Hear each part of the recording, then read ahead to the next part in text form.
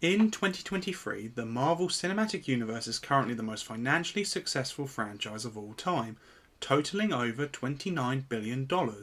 In an attempt to widen the universe during their self-described Phase 1, Marvel experimented with embracing different formats of storytelling, such as broadcast television and tie-in comics. They also created a series of short films set in the universe that fleshed out minor characters seen in the feature films.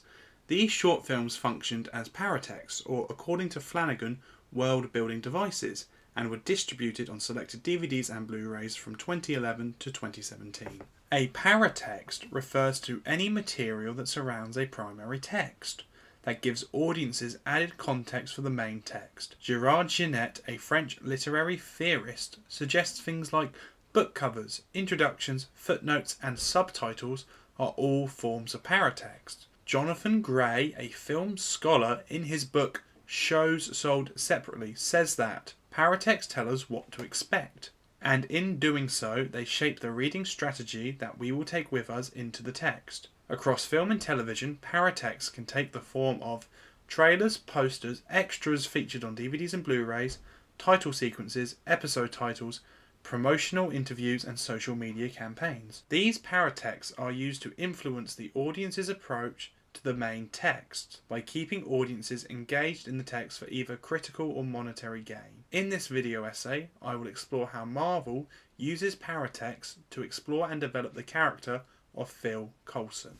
Phil Coulson is an agent of S.H.I.E.L.D., starring in 4 of the first 6 feature films and 2 of the Marvel one-shots, The Consultant and A Funny Thing Happened on the Way to Thor's Hammer. For Flanagan, Coulson is central to the wider MCU. He notes, during its Phase 1 at least, Coulson is perhaps the linchpin of the entire MCU, which makes him the ideal character to explore in a series of short films. Coulson is an example of a transmedia character. In his book focusing on the Star Wars franchise and the history of transmedia storytelling, Lincoln Garrettly states that certain characters throughout the history of the franchise have been used as transmedia signposts, directing audiences to other media texts that surround the original texts. Transmedia characters have existed before Marvel attempted transmedia paratexts. Paul McGann's 8th Doctor appeared in the 1996 Doctor Who telemovie. Before moving into audiobooks, characters like Coulson are able to lead audiences from the feature films into other paratexts like the Marvel one-shots and television programs like Agents of S.H.I.E.L.D. The same character used to tell stories across different medias. Through the Marvel one-shots, Coulson's character is allowed to become more established. For example, in The Consultant, we know that Coulson is central to the narrative. According to Raskins, in his book The Art of the Short Fiction Film, he says that character focus is the clarity with which a given film lets us know whose story is being told. In The Consultant, Coulson is the only character that we see in the short that the audience is familiar with, allowing them to bring over their understanding of the character from the feature films. We also see how Coulson interacts with other minor characters in the MCU, such as Agent Sitwell, and we see a more humorous side to Coulson, where Coulson can be seen making fun of Sitwell's Patsy routine. Yes, you do. Your Patsy's legendary. In fact, when I think of the word Patsy... All right. Coulson has always been a source of comic relief in the MCU, as seen in Iron Man 2. I'm not here for that. I've been authorized by Director Fury to use any means necessary to keep you on premises. If you attempt to leave or play any games, I will tase you and watch Super Nanny while you drool into the carpet. Okay? I think I got it, yeah. Enjoy your evening's entertainment.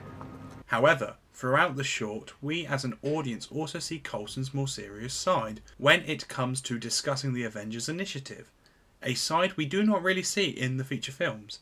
Raskin says an interplay of character focus and character interactions makes a story both negotiable and vital in our eyes. Having realistic character interactions, as well as showing the audience that Coulson is the character that we are focusing on in the short film, makes this short film feel more grounded in a sense of reality, even though that the short film takes place in a wider fictional world. Short films are often known for being simpler than most high-concept feature films, and we see this when watching The Consultant. This short film features 2 characters and 4 shots that are repeated during the duration of the film, an establishing shot of the bar so we can set the location, a 2 shot of both our characters sat in a diner booth, And finally, the use of an over-the-shoulder shot on each character as a sort of close-up, if you will. While this does fit to how short films are often seen as smaller, the reason for the simplicity of the consultant is due to running out of budget. Screenwriter on both the Coulson one-shots, Eric Pearsons, says in a documentary that he was told to make the story of the consultant much simpler because most of the budget was spent on a previous short, A Funny Thing Happened on the Way to Thor's Hammer.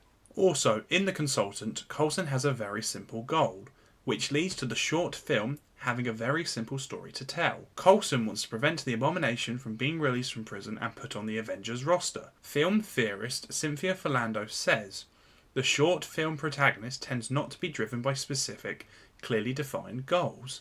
While Coulson has a very defined goal, which does go against the norms of the short film form, however, this is because the consultant is acting as a paratext.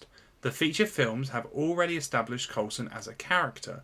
However, it is the job of these short films to expand his characterization, which the consultant does in under 6 minutes. To this day, paratextual short films are still used by Marvel. In 2022, they released 2 short films since ending the one-shots in 2017. Marvel's Werewolf by Night and the Guardians of the Galaxy Holiday Special. These short films were distributed online on Disney+.